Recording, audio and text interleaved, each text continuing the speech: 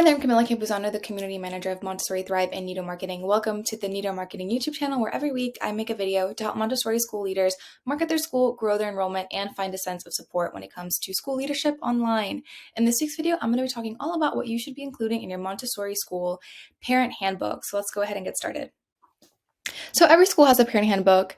I'm just going to focus on how you can make the most out of yours and how you can really turn your parent handbook into a school resource and a resource for parent education as well. So first of all, your parent handbook, believe it or not, is a marketing asset. It's a lot of how parents are going to build an impression of your school. Oftentimes, it's something that you give as part of the onboarding process or when you welcome a new family into your school and when they've enrolled. So it's important to make a good first impression with your design, layout, and the overall look of your parent handbook. You really want to focus on designing a beautiful handbook, something that's easy to read, well formatted. You want to make sure you have a table of contents in the beginning. It's nice to print it out in a nice booklet form. If you're really fancy, you might be using paper that isn't necessarily printer paper. Has a little bit of a sheen on it, something like that. Really invest in making it beautiful if you can. And also you want to be able to have a digital option available that parents can access. Maybe you have a section on your website that is kind of a member's access to those parents who are enrolled at your school currently, and they can always just download a version and have that there so that it's easy for them to access from wherever they are, whether they can just go on their phone and look it up. Just make it accessible, and so parent won't be losing that either.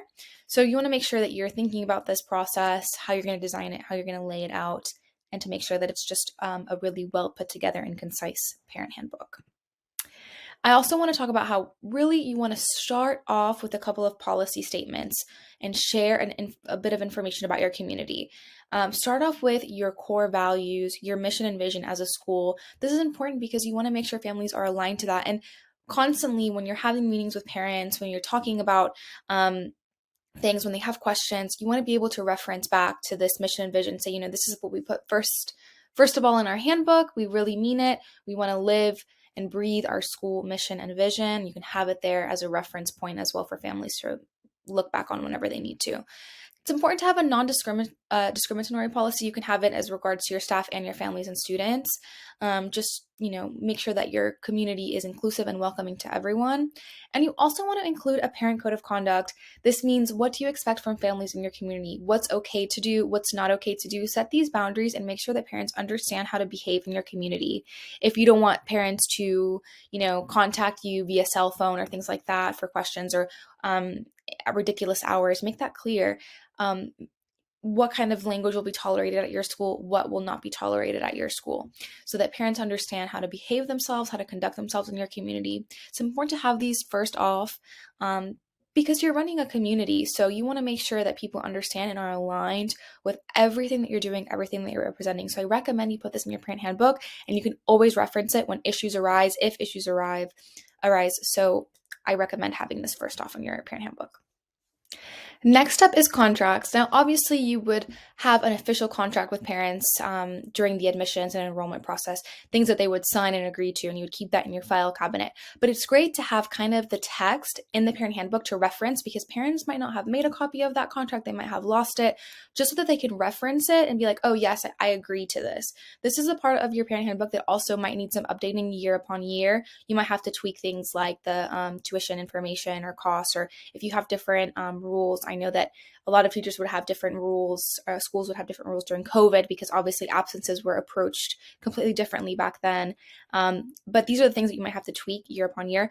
But it's important to have information on this, such as, the application process. What did parents agree to throughout the application process? Re-enrollment information, if you have re-enrollment, rolling re-enrollment and things like that. How do parents approach re-enrollment every year? Withdrawal. What are the withdrawal procedures? Is there a fee for early withdrawal? Things like this. You want to make sure you have this in the parent handbook for reference. Things like absences. I know that schools sometimes have issues with this in the Montessori space, because in the daycare model, parents can pretty much, come and go as they please. But in the Montessori model, we are here to learn. We are here to respect the child's time, and it's important to be attending school regularly. So it's important to make that clear in your parent handbook. Say, we value attendance here. We don't want to have a child miss out because they're going to be missing out on important learning opportunities in the classroom. This is, not just a drop off whenever it's convenient. This is a school. So have information about that. Have some text explaining why it's different than a daycare. And also just payment information, how parents can submit payments, what's expected, what will happen if they submit late payments, if there's any fees associated with that.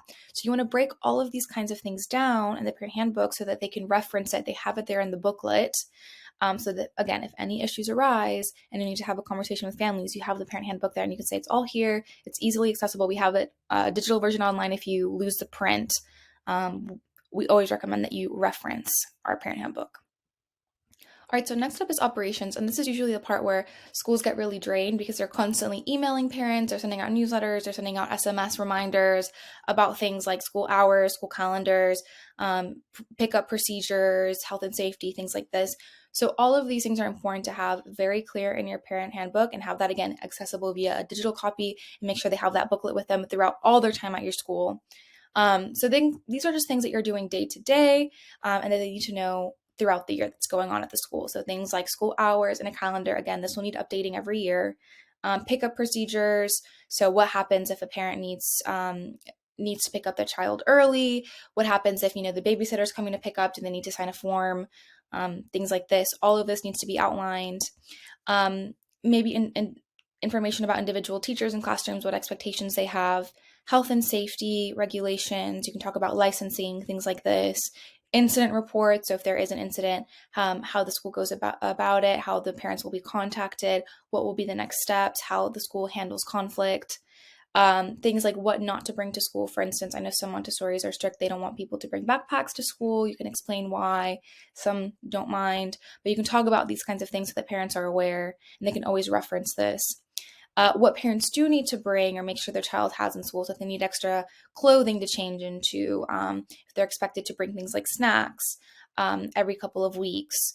I know some Montessori schools are expected parents to do some laundry for the classroom, the linens. So all of these things should be outlined, all the operations at your school, and you can break it down, make it really simple. You can do kind of like annual calendar or day-to-day, what you might have to do once a month, so that parents know it's written down in black and white, and they can reference that whenever they need to.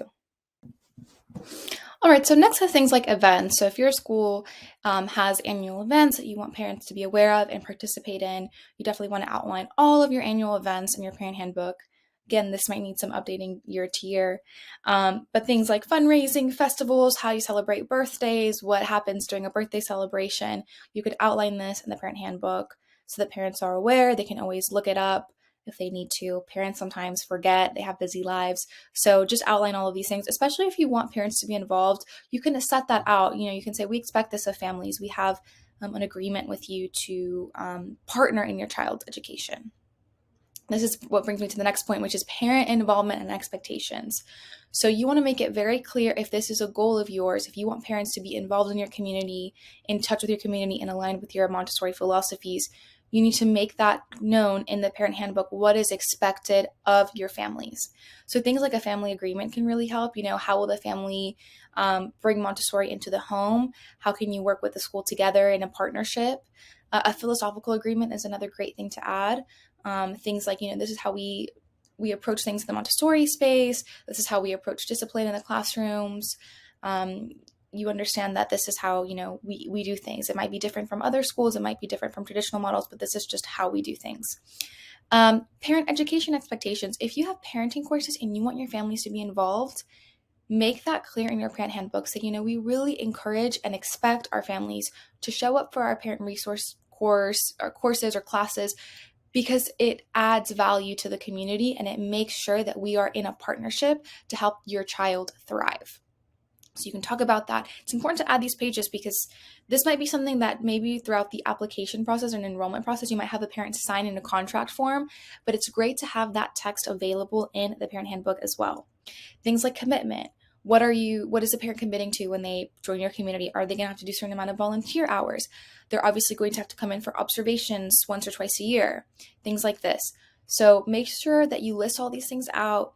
so that parents are aware of what's expected of them in the community, and they can always reference it in the parent handbook, and you can reference it if there's ever issues. If the parent is just, not involved, not aligned, they're not necessarily fitting into your community, and so you can maybe have a meeting with them and discuss it, and you can bring out your parent handbook. You can remind them of your mission. You can remind them of what they agreed to as part of their parent involvement, expectation, and commitment. So it's important to have this in your parent handbook. Next is curriculum. Montessori is different than traditional schooling, so you want to make sure that parents understand how progress is measured. You don't usually do grading systems. Maybe offering a scope and sequence in your parent handbook would be helpful so that parents understand what their child is learning. The importance of the third year. This is where retention can really be an opportunity in your parent handbook. You can talk about how the third year is really important in that when they choose Montessori as a path for their child. And you can talk about the materials in the classroom. Of course, maybe your school offers things like parent education courses, something like a silent journey or things like this in your classrooms, which is great if you do offer those things. But it's good to have an outline of the curriculum a little bit in your parent handbook. All right, so lastly, if you really want to push your parent handbook above and beyond, is offer parenting resources. This is where it really becomes a booklet, kind of like less of a booklet and more of their holy grail while they're at your school, is by making a whole section of your parent handbook a parenting resource section. So what can parents do at home? What can help parents, with Montessori at home? You can have a list of what to do scenarios and like how parents can approach certain things. And you can just say, this is how we approach things in the classroom. You can choose to do this in your home if you want, but this is how we handle things in the classroom. So if a child is behaving this way, this is how we respond. And you can offer these solutions for families so they can always go to that booklet and reference it. This will make that booklet so much more valuable to them. You can talk about the plans of development. Parents are, they're doing their own research. They're reading books usually about, what to expect at the next stage of their child's development. But it's great if it's in your handbook. You can talk about, this is what the child needs. This is their sensitive period. When they're 2 years old, this is what they're really going to be interested in. This is what you can, maybe observe in the child so they really understand and they can see the changes that the child is going to go through. When they see that in their house, they notice the changes, they know what to look out for, they're going to see the value of Montessori so much more clearly. That's going to help you keep those students and families on for longer, and it's going to help really make them Montessori advocates in the future. Also, some information on positive discipline. There's all kinds of things like tables, charts that can be helpful. Also, you can make a whole list of online resources. You don't necessarily need to make all the resources yourself as a school. You can just put together a list of videos, podcasts that you recommend, blog articles. You can just print those things out or include them in your parent handbook as just a reference for parents to go to if they need help with parenting. So all of these are important. You can also make a list of things like local therapists, people that can help, maybe children that are struggling, so that parents can have that and they can always reference that if they need to in the future. Now, I want to make sure that you know that if you are a Montessori Thrive member, we have a lot of these resources available in our collection so you can download them. We also have a copy of a parent's handbook template. So if you don't want to go through the process of making yours from scratch, you can download our template. You can make some tweaks. You can add in your own mission. You can add in information that's relevant to your specific school, but you have kind of that skeleton that makes the work a lot easier. And we have all of these forms such as philosophical agreements, parent agreements, a couple of the parenting resources that you can add. But all of these things are really going to push your parent handbook above and beyond the rest. I hope you found this video helpful, and if you want to add in the comments what you've added to your parent handbook that's really made a difference in your school community, we'd love to hear your ideas. We're always looking for inspiration. Now, I'll be back next week with another Montessori marketing video. Until then, take care.